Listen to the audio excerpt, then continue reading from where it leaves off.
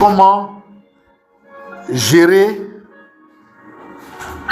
les événements qui créent un changement dans votre vie. Comment gérer les événements qui créent un changement dans votre vie. Des fois, vous êtes là, et puis paf, il y a un événement qui arrive, il y a une décision qui est prise, et puis ça vient tout changer, ça vient tout chambouler, en fait, dans votre vie. Donc, comment est-ce que vous gérez, n'est-ce pas, ce type d'événement-là? Amen. Et donc, on va partir de la parole de Dieu, des principes clés de la parole de Dieu. Et puis maintenant, on va vous démontrer comment est-ce que vous faites pour pouvoir gérer. Donc, je vais demander à quelqu'un de nous lire Matthieu 9, 29. Voilà, Matthieu chapitre 9, oui. Comment gérer les événements qui créent un changement dans notre vie. Voilà. Comment gérer les événements qui créent un changement dans notre vie. Je pense que quand... Matthieu 9, 29.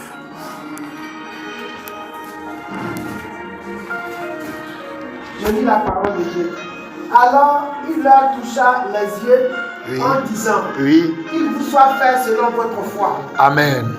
Donc alors, Jésus leur toucha les yeux et Jésus dit qu'il vous soit fait selon votre foi. Donc l'un des principes clés que Jésus nous a enseigné, c'est que dans la vie, il vous est fait selon votre foi. Donc il vous est fait selon ce que vous croyez. Donc ça, c'est le principe de base. Donc quand il y a un événement qui arrive dans votre vie et qui provoque un changement, donc vous subissez l'événement. Le premier principe qui doit vous revenir en tête, c'est qu'il vous sera fait selon votre foi. Donc ça, c'est la première clé pour pouvoir gérer, n'est-ce pas, les événements qui créent un changement dans notre vie. La deuxième clé, voilà, donc on va juste parler des clés, puis non, je vais donner plusieurs illustrations pour qu'on puisse bien comprendre. Genèse 2, verset 19. Donc, première clé, il vous sera fait selon votre foi. Deuxième clé, Genèse 2, verset 19.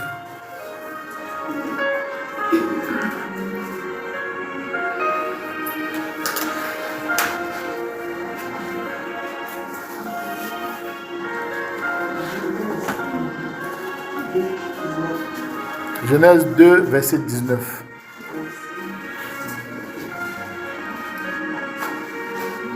L'Éternel, Dieu forma de la terre tous les animaux des champs et tous les oiseaux du ciel. Amen. Et il les fit venir vers l'homme pour voir comment il les appellerait. Amen. Et afin que tout être vivant portant le nom que lui donnerait l'homme. Ok. Amen. Afin que tout être vivant portant le nom que lui donnerait l'homme. Amen. Assieds-toi. Donc ça, c'est le pouvoir de la nomination. Donc, sachez que les événements vivent, les situations vivent. Et puis, on a des êtres vivants physiques aussi qui vivent. Donc, le principe, c'est que tout ce qui vit va porter le nom que l'homme lui a donné. Ça, c'est le pouvoir de la nomination. Et donc, qui que tu sois indien, que tu sois africain, que tu sois français, etc., il te sera fait selon ta foi et tu as le pouvoir, n'est-ce pas, de nommer tout ce qui vit. Les événements vivent, les situations vivent et c'est le nom que tu donnes là. C'est ce nom-là que la situation va prendre. Donc c'est sur la base de ces deux principes-là. Premier principe, le principe de la foi, il te sera fait selon ce que tu crois. Deuxième principe, le pouvoir de la nomination, c'est à partir de ça qu'on gère les événements. Maintenant, je vais commencer à vous donner les situations de la vie pour voir comment est-ce qu'à partir de là, maintenant, vous gérez les événements. J'ai pris un taxi un jour et puis le chauffeur me disait avant, j'étais à l'aise, je travaillais dans une entreprise de cacao à San Pedro jusqu'au jour où il y a une décision qui est venue qui a changé mon DG. Et quand la décision est venue là, je me suis dit en moi-même que le nouveau DG qui va venir là, il va me faire partir. Et puis, ce que j'ai vu là, c'est ça qui s'est passé. Effectivement, le nouveau DG m'a fait partir. Donc c'est ça qui fait que je suis obligé, n'est-ce pas, de rouler donc en ville. Alors je lui ai dit, mais pourquoi quand le nouveau DG est venu, tu ne t'es pas dit en toi-même que la venue du nouveau DG là allait t'apporter une promotion et puis une augmentation de salaire?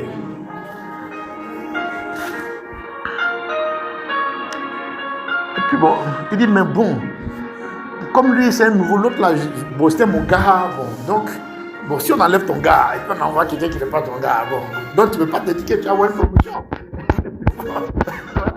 Et puis, quand elle est venue, il est méchant, vraiment, je me suis dit, et puis bon, apparemment, bon, j'ai vu juste, on dirait que j'ai en fait un don de révélation.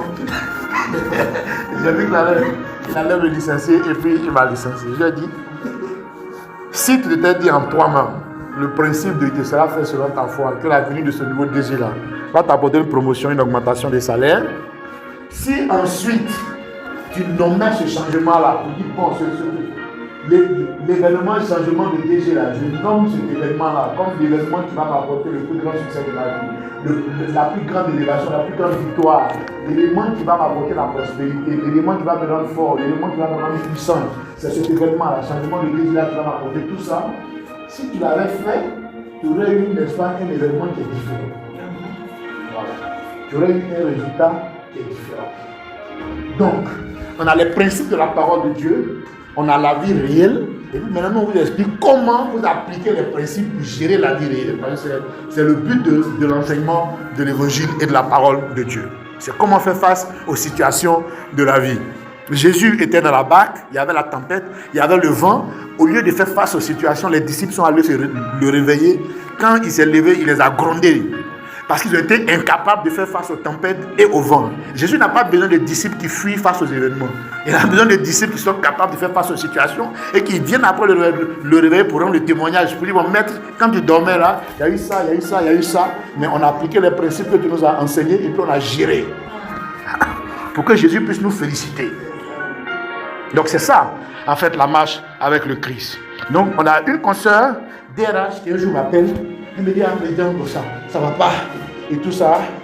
Je dis, mais à quoi? Elle dit, non, que on vient de nommer une DAF là. Et le DG dit que je ne lui rends plus compte. C'est la DAF là que je dois rendre compte. Mais la DAF là lui pourrit la vie. Et tout ça. Et puis la DAF est bien payée. La DAF a pris 10 fois elle son salaire. Elle a dit, ok. Proclame. Tu es chrétien, non? Elle dit, oui. Elle dit, ok. Proclame que la venue de cette DAF là va t'apporter une promotion et une augmentation de salaire. Elle dit, mais comment moi je peux lui dire ça? Mais elle est en train de m'expliquer. Parce que pour elle, c'est une mauvaise compréhension. Je ne comprends pas en fait sa situation. Pour elle, moi je suis déconnecté quoi. On m'explique les choses, c'est chaud. La dame est sur son dos, etc. Elle est dans la boîte depuis près de 10 ans. Elle a sa vieille BMW. La dame vient d'arriver. On lui a donné une nouvelle 4x4 de 35 millions. Elle est bien payée. Et tout ça. Elle m'explique les choses, mais moi je ne comprends pas. Moi je dis non, c'est promotion qui est en train de venir. Et c'est augmentation qui est en train de venir. Il te sera fait selon ta foi. Toutes les situations vont devenir telles que tu les as nommées. Je dis, il faut dire ça tous les jours. Et puis elle a commencé à dire, tac, tac, tac, tac, tac, tac, tac, tac.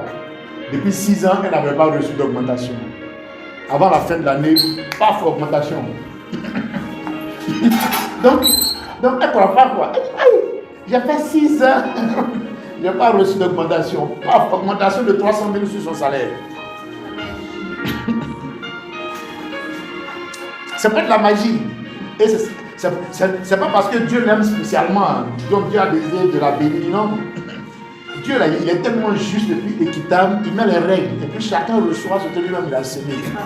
C'est équilibré dans l'univers.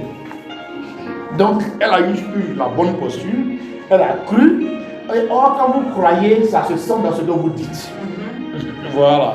Donc la proclamation, c'est une manière d'exercer la foi. C'est ce que tu espères que tu proclames, alors que tes yeux ne voient pas encore.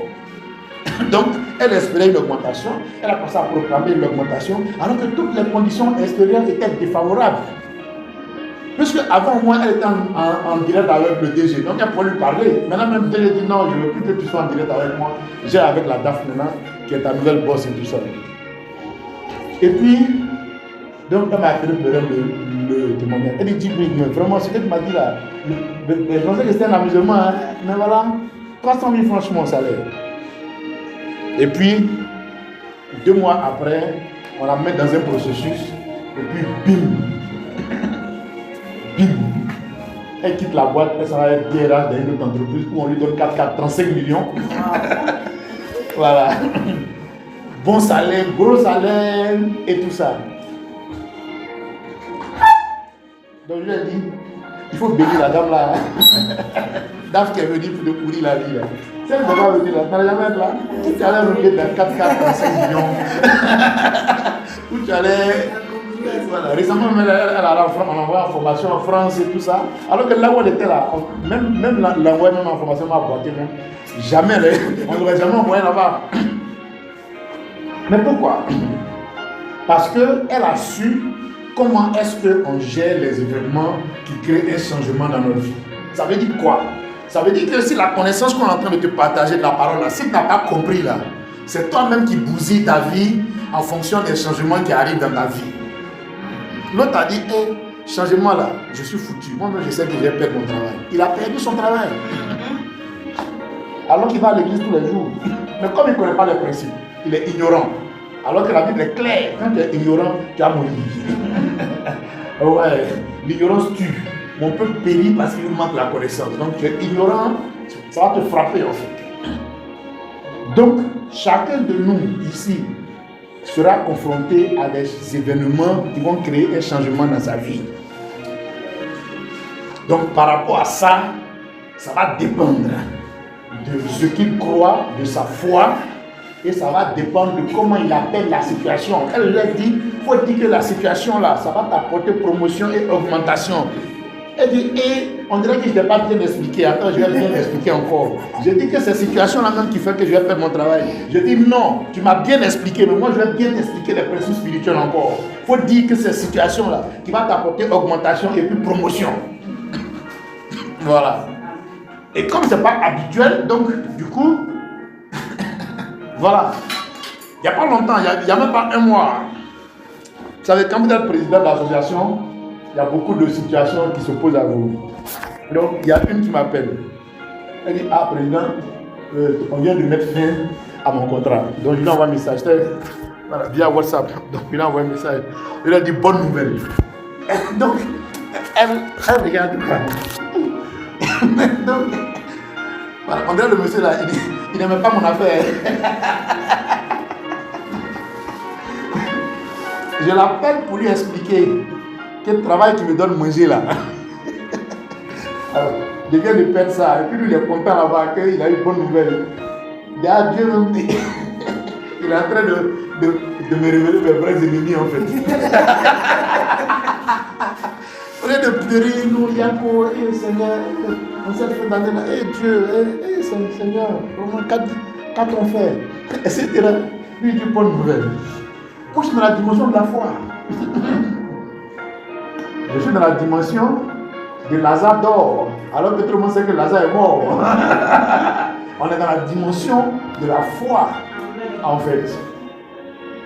Et puis, je lui ai donné le principe. Le travail m'a fait 5 jours. Il y a eu une opportunité, il a mis déjà les papiers, tac, boum. Donc, ils l'ont pris là-bas, même elle est responsable. Elle gagne plus, n'est-ce pas, que ce qu'elle avait là-bas et tout ça. Je pense qu'après peut-être une semaine comme ça, ils ont essayé de la rappeler, mais c'était déjà mort. Elle avait déjà eu autre chose en fait, mais par rapport à la disposition dans laquelle elle s'est mise en fait. Donc l'événement là, c'est pas elle qui a signé sa lettre de licenciement, non. C'est un événement qui tombe sur toi comme ça et qui fait qu'il y a un changement. Où tu te levais pour aller travailler tous les jours là, tu ne peux plus te lever pour aller travailler là-bas encore.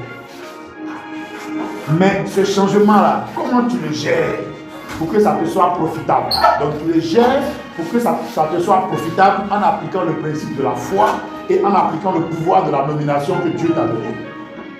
À partir de ce moment-là, tu fais de cet événement-là une bénédiction pour toi. Donc aujourd'hui, là, elle bénit tous les jours ce DG-là qui a pris la décision de supprimer son poste. Amen. Donc elle bénit tous les jours ce DG-là qui a pris la décision de supprimer son poste. Donc, les événements vont arriver dans votre vie. Ces événements-là vont provoquer des changements. Maintenant, comment vous les gérez? Voilà. Le résultat que vous allez avoir dépend de comment vous les gérez. Alors, Un jour, un de mes vice-présidents m'appelle. Il me dit, président, mon DG vient de me licencier. Il y a beaucoup de cas de licenciement parce que après la mort, les licenciements là, c'est un peu la seconde mort. Donc, mon DG vient de me licencier, mais je vais aller me plaindre à l'inspection. Je lui ai dit, non, tu ne te plains pas. Il dit, non, mais il n'a pas payé mes droits. Je dis, non, laisse tomber, tu ne te plains pas. Laisse tomber du tout. Il n'y a pas de contentieux ici, laisse tomber.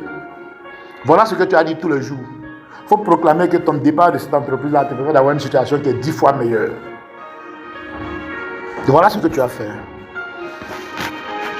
Lui et moi, on se parlait il y a peut-être une semaine. Il a dit, on se parlait parce que je suis allé soutenir notre ami qui venait de perdre son poste, un DGA là. Donc, je lui dis, mais toi-même, si tu étais resté dans l'entreprise où tu étais là, est-ce que le niveau de salaire que tu as, il dit, même s'il faisait 30 ans là-bas, il n'allait jamais avoir le niveau de salaire qu'il a aujourd'hui. Il dit, là où Dieu l'a enlevé là. Mais mon neveu dont je parle là, il a fait 10 ans, 8-9 ans dans une entreprise. Il avait 180 000. Après 9 ans. Quand ils l'ont licencié là, et puis il est rentré dans l'exercice de la foi et du pouvoir de la nomination là, il est rentré un peu. Mais aujourd'hui là, mais il roule aval, hein. On lui a donné aval à un sachet. donc c'est sa voiture de fonction. Et ce qu'il gagne là, c'est 180 000 multiplié par beaucoup, hein. Mais il fallait cet événement là pour créer un changement dans sa vie. Et comme il a su comment fonctionner par la grâce de Dieu, parce qu'on lui a partagé les principes du royaume, donc il s'en est sorti, il a eu une bonne situation. Donc mon vice-président là, ça a été la même chose. Il a gravi, mais aujourd'hui le niveau qu'il a, mais lui-même il bénit le Seigneur. Il se rend compte que la meilleure des choses qui lui est arrivée, c'est l'événement. Mais tu ne peux vivre des situations où tu te rends compte que les événements négatifs de ta vie là deviennent après les meilleures choses, tant que tu n'as pas appliqué les deux principes que je t'ai donnés là. Si tu appliques ces deux principes-là, tu deviens le maître des situations. Si tu n'appliques pas, tu deviens l'esclave des situations. Donc quand on te rencontre, tu égrènes tous les devoirs que tu as eus. Maintenant, quand tout s'est stabilisé là-bas, ma soeur, il y a un autre événement qui est venu tout chambouler encore, et puis ça m'a ramené encore à zéro. Mais après, bon, j'ai eu l'opportunité, je ne sais pas ce qui s'est passé encore. Et puis tout s'est mélangé encore dans ma main. Voilà ma vie. Ça, c'est la vie des ignorants des principes du royaume. Donc, quand vous le voyez, ils vont vous présenter toute une situation catastrophique de leur vie. Ou quand les choses ont commencé à s'arranger un peu, bon, après tout s'est gâté. Bon, quand tu regardes leur vie, donc après, quand ils te disent, mais je veux que tu acceptes Jésus comme moi, si c'est pour accepter Jésus pour mener une vie comme pour toi là, attends un peu. Parce qu'en fait, c'est ça. Ce qui fait qu'une foule nombreuse suivait Jésus, c'était sa capacité à faire face aux situations. Et Jésus leur a dit ça. Il dit, je sais que ce n'est pas parce que vous m'aimez que vous me suivez, mais vous savez que s'il y a un problème là, je peux gérer. Voilà. Donc c'est pour ça que vous me suivez. Donc en fait, c'est ça. Donc la meilleure manière de transmettre l'évangile, c'est votre parcours de vie, les situations que vous avez surmontées grâce à la connaissance, n'est-ce pas, des principes que vous avez au niveau du royaume. Donc, les événements vont venir. Vous êtes là le matin, puis il y a des décisions qui tombent sur votre tête. Votre vie doit changer. Mais soit vous subissez, soit vous gérez. Donc nous, on est les gars du royaume. Nous, on a des principes.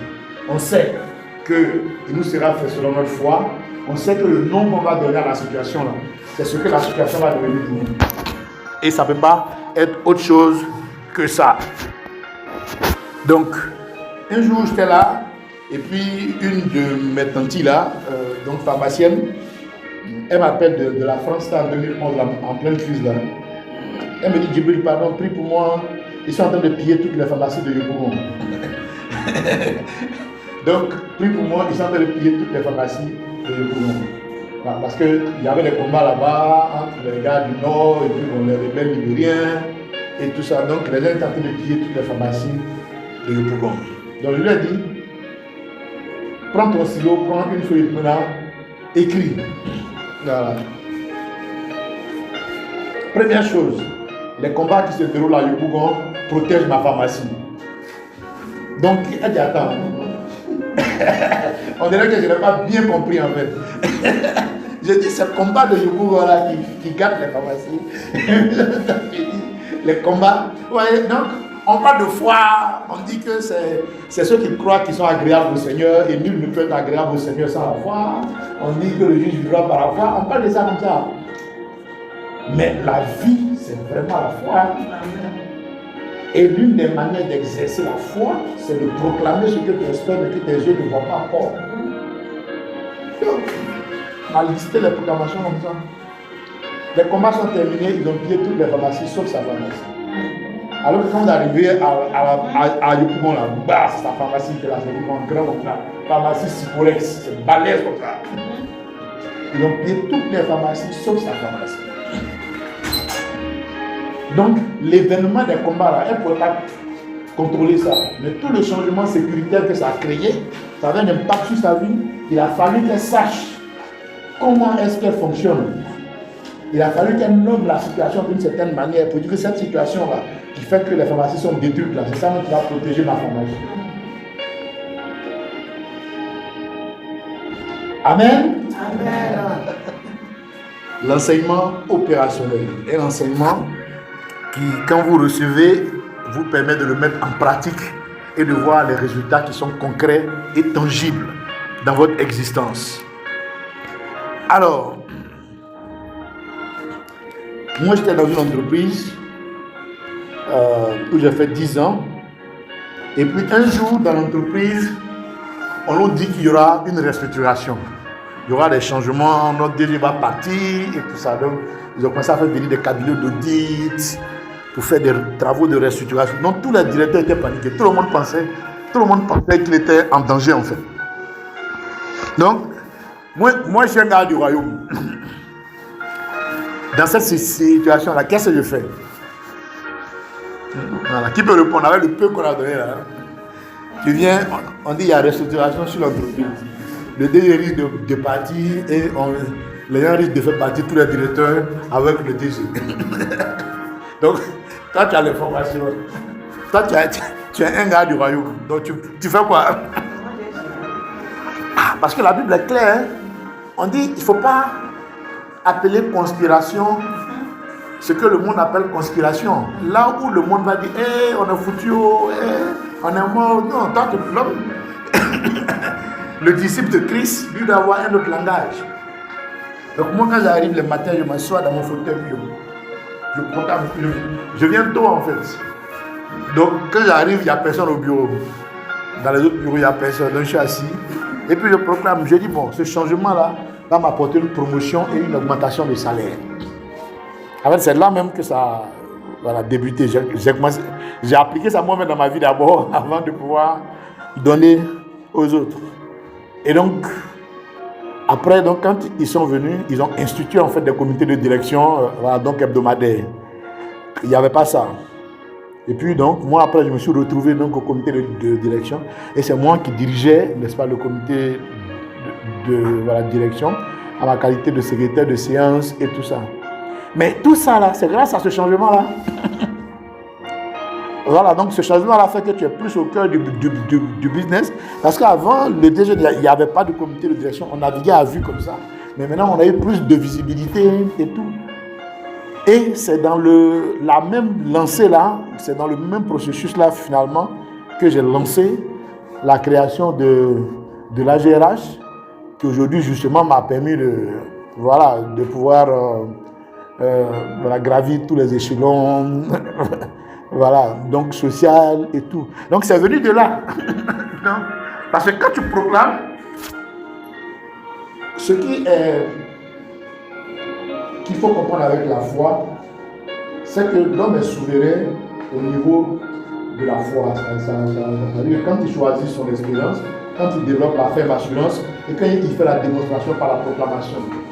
Mais le où, le quand et le comment là, ça c'est la souveraineté de Dieu. Donc cette partie-là, on ne peut pas maîtriser comment ça va se passer.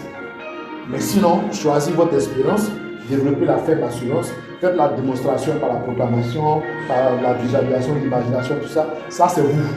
Mais après, comment ça se manifeste là?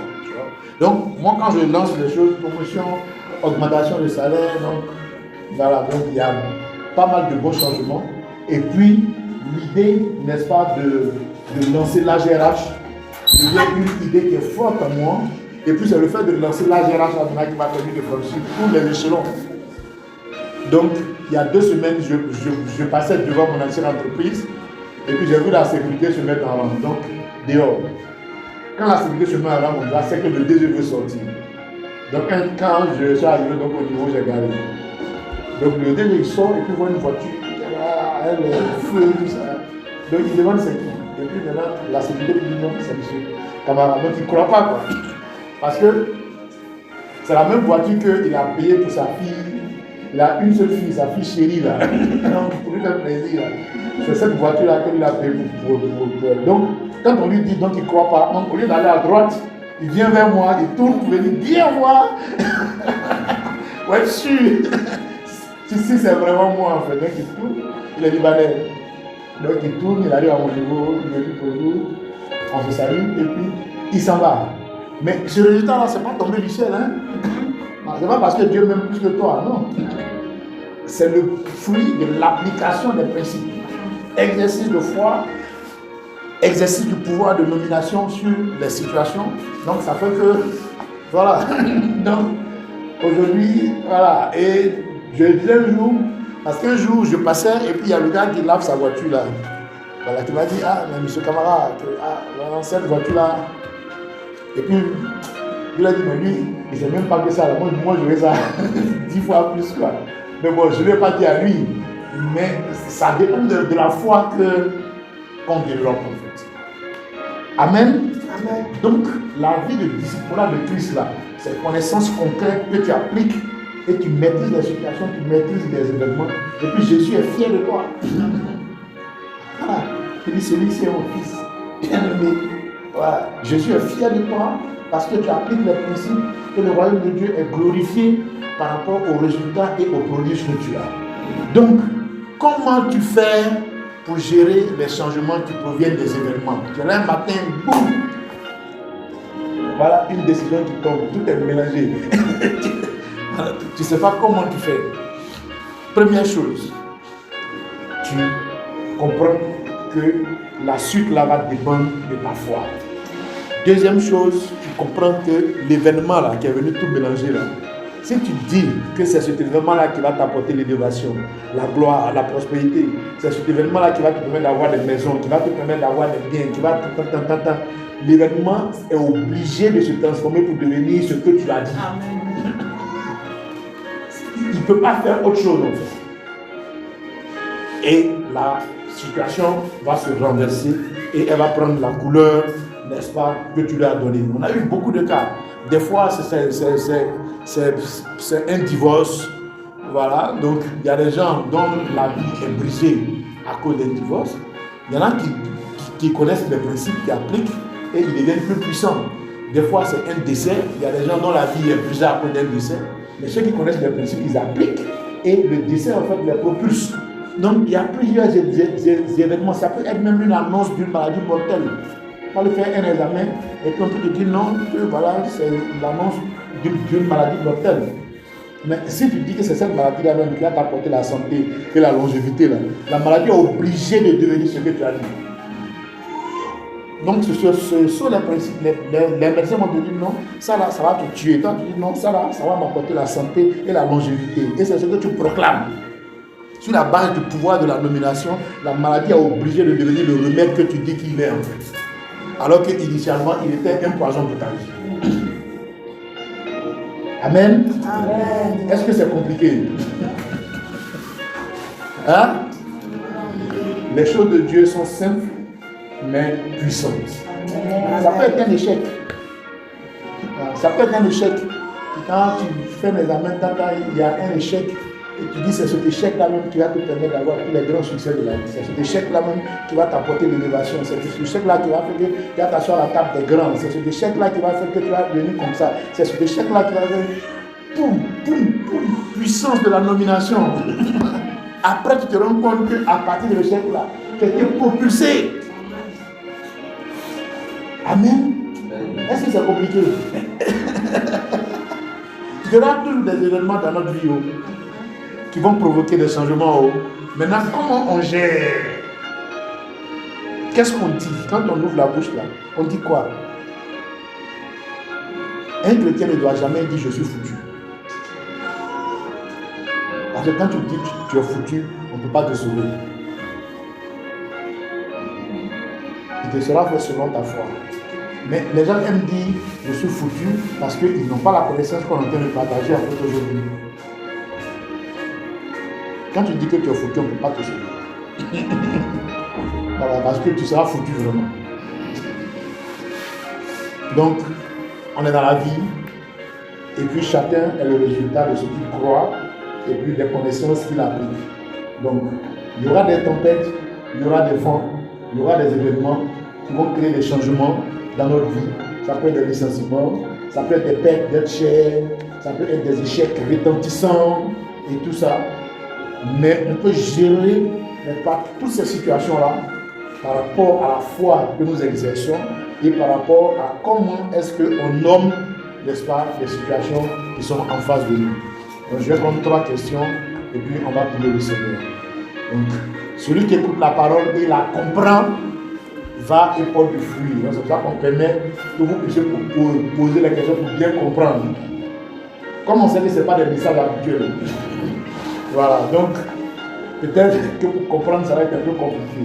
Vous avez la possibilité de poser des questions pour qu'on puisse mieux vous expliquer. Pour que... Et quand vous êtes en face des événements, il n'y a personne, il n'y a pas pasteur, il n'y a pas frère.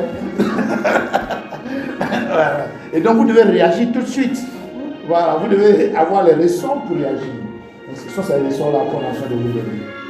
Donc, il y a 3 questions. Alors, qui se jette à l'eau?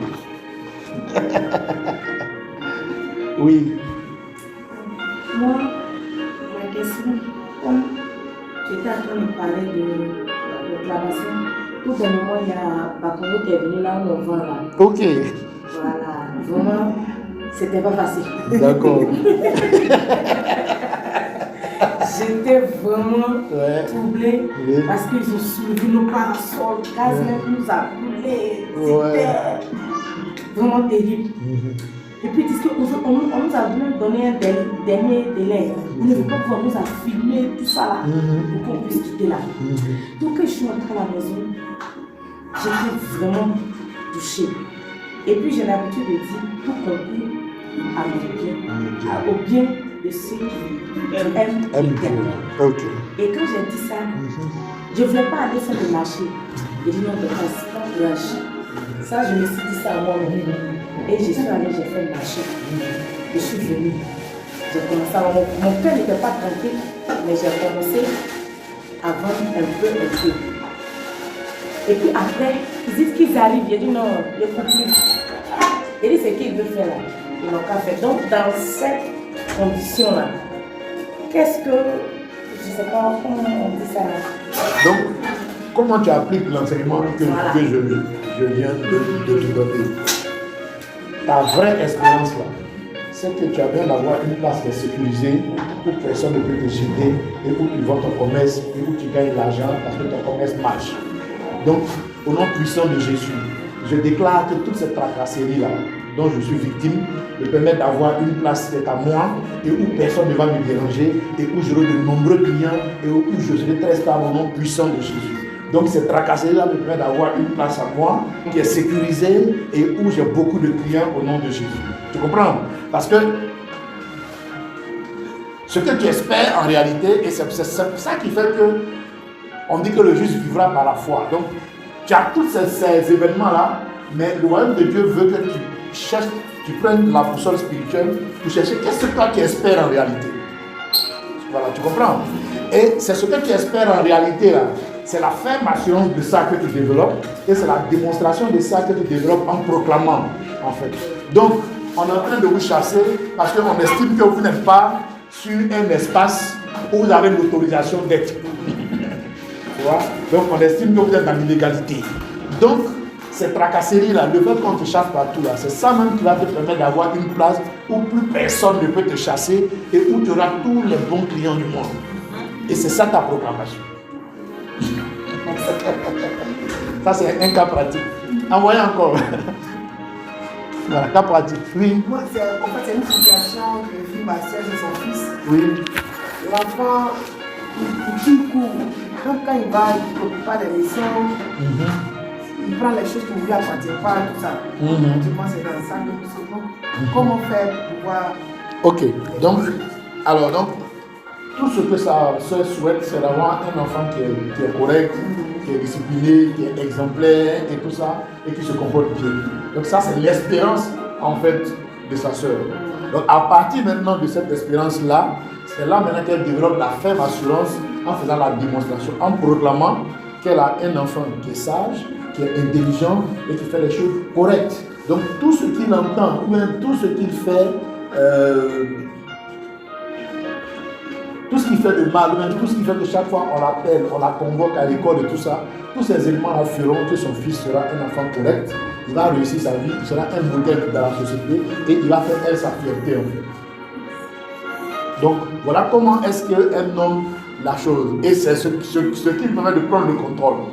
Alors, il y a une dimension spirituelle dans ce qu'on dit là. Dès lors qu'elle commence à dire ça, il y a des anges qu'elle met en fait en mouvement. Ça c'est la partie invisible de l'iceberg en fait que les gens ne voient pas. L'enfant il vole, il fait des choses et tout ça. Quand il commence à faire des bêtises comme ça, c'est qu'à un moment donné, il y a des forces du mal qui le guident. Donc quand sa maman commence à faire une proclamation contraire pour dire que c'est quelqu'un de bien, sans d'exemplaire et tout ça, il y a des êtres spirituels mais qui eux sont des anges maintenant, qui sont libérés en fait et qui sont activés. Donc il y a tout un travail spirituel qui va se faire, donc elle n'est pas témoin en fait.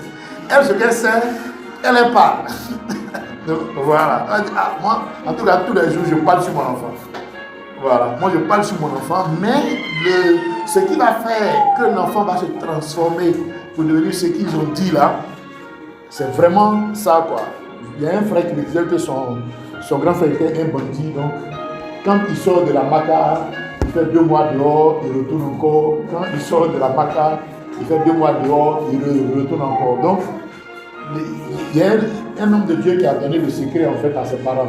Donc on dit donc, quand il sort de la maca là, quand il vient là, au lieu de l'insulter ça, dites-lui non, tu es béni, donc tu seras en fait une bénédiction pour nous, Dieu va t'utiliser pour élever notre visage, Dieu va t'utiliser pour faire du bien aux gens. Dites-lui ça en fait, dites-lui ces paroles-là. Et c'est ce qu'ils ont fait, ils ont fait leur vie. Après le gars il a changé, après il travaille au port, il s'est marié, il est devenu normal quoi. Mais l'élément, la force spirituelle qui est derrière, qui travaille pour qu'un gangster qui est animé d'esprit sombre, mauvais, devienne après un homme normal et réglé là, c'est tout un travail spirituel mais qui est enclenché par les paroles qui sont libérées et par la foi qui est exercée en fait par ces paroles. Ouais, un peu. Voilà, donc c'est pour ça que les gens disent que la prédication de la croix est une folie en fait. Parce que les gens ne vont pas comprendre que quelqu'un qui est en train de faire des bêtises, il y a quelqu'un qui est en train de proclamer d'abord que cette personne-là sera la meilleure personne au monde.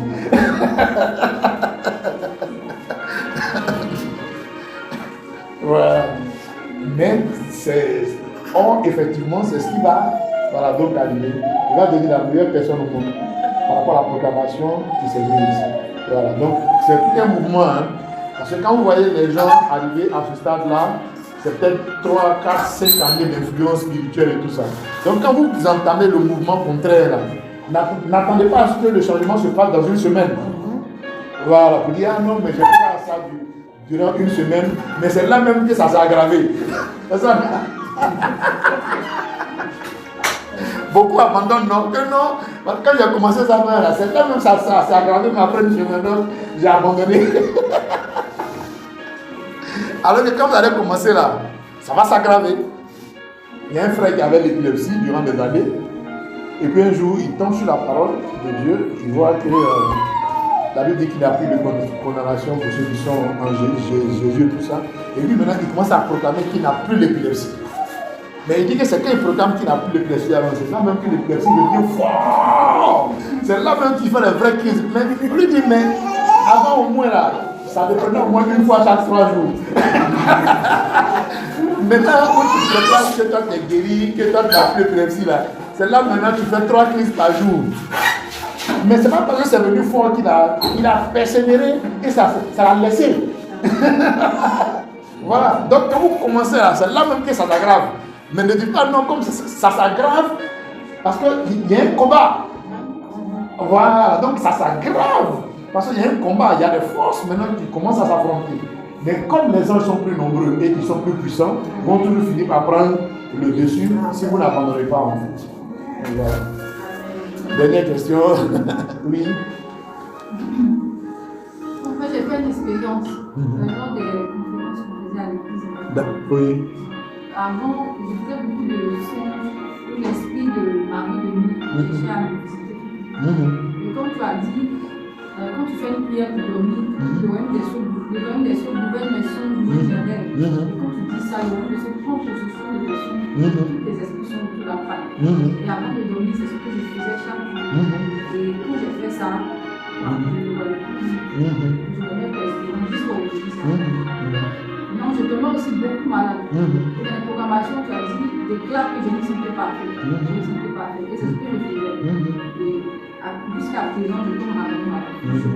C'est qu'ils sont plus fatigués. Mais il y a une soeur, je lui ai conseillé de faire ça aussi. Elle tombe beaucoup malade. Quand son mari donne de l'argent, ses enfants sont malades, elle est malade, son mari est malade, jusqu'à ce qu'il arrive. Maintenant, quand ça finit, maintenant tout le monde est guéri. Donc, je lui ai refusé de faire cela. Elle dit, elle fait, mais il n'y a pas de changement. Elle ne fait pas vraiment. tous ceux qui disent qu'ils font là, et puis après, ils ne vont pas. Hein? Il y a une soeur de l'église Pentecôte là. Elle est venue faire une formation à l'académie et tout ça. Et puis après 2 mois, elle m'appelle, elle dit non, président, je n'ai pas de travail. Je lui ai dit, bon, viens, donc on va se voir. Donc elle m'a été recommandée par un frère de l'église Pentecôte. Et donc, je lui ai expliqué les principes. Je lui ai dit, non, fais comme ça, tu auras le travail. Donc elle est partie, et puis après 1 mois, elle me dit, jusque là, je n'ai rien. Je lui ai dit, mais est-ce que ce que je te dis de faire là, est-ce que tu fais? Elle a dit, oui, je fais. Je lui ai dit, non, tu ne fais pas. Mais comment tu sais que je ne fais pas? J'ai dit, je sais que tu ne fais pas parce que tu n'as pas eu de travail. Elle a dit, oui, c'est vrai, je ne fais pas. Il a dit, bon, va faire encore. Maintenant elle a vraiment fait là. Donc avant 1 mois, elle a eu 2 boulots à la fois. Un où elle avait 450 000, l'autre où elle avait 750 000. Donc 2 boulots à la fois. Et puis elle a choisi le boulot de 750 000 là. Elle est encore là-bas. Donc tous ceux qui te disent non, ce que tu m'as dit là, il fait là. Ils ne font pas. Quand tu fais là, il y a résultat, oui. Ils ne font pas. Ils ne font pas. On connaît les principes spirituels, c'est mathématique. Lui qui fait le cas, ça ne marche pas, il ne fait pas. Donc que le Seigneur nous bénisse. Donc on va baisser la tête et puis maintenant prier le Seigneur au nom de Jésus de Nazareth. Donc on prie ensemble, notre Père qui est aux cieux, que ton nom soit sanctifié dans ma vie, comme au ciel, que ton règne vienne dans ma vie, comme au ciel, et que ta volonté soit faite dans ma vie, comme au ciel, au nom de Jésus. Seigneur, je déclare qu'il me sera toujours fait selon ma foi. Au nom de Jésus. Et je déclare que j'ai le pouvoir de nommer les événements, de nommer les situations, de nommer les circonstances, afin qu'elles prennent le nom et la couleur que je leur donne. Au nom de Jésus. Seigneur, je m'engage à vivre par la foi, à marcher par la foi, à fonctionner par la foi. Au nom de Jésus, je déclare que je m'engage à nommer les situations du nom que je veux qu'elles portent. Au nom de Jésus, je m'engage à nommer les événements du nom que je veux qu'ils portent. Au nom de Jésus, je m'engage à nommer les circonstances du nom que je veux qu'elle porte.